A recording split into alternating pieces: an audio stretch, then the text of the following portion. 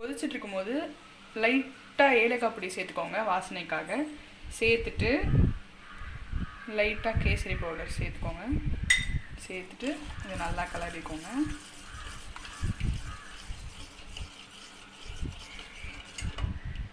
நல்லா கொதிச்சு வரும்போது அதோட பதத்தை செக் பண்ணிக்கலாம்.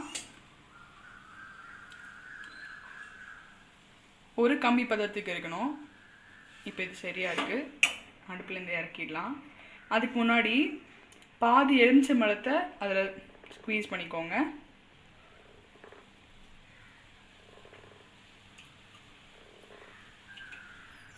ஸ்குவீஸ் பண்ணிவிட்டு நல்லா கலந்துருங்க.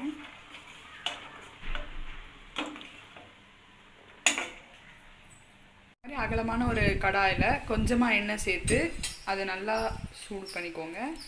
எண்ணெய் கொஞ்சமாக சேர்த்துக்கோங்க, நிறைய சேர்த்திங்கன்னா ஜாங்கிரி சுட முடியாது.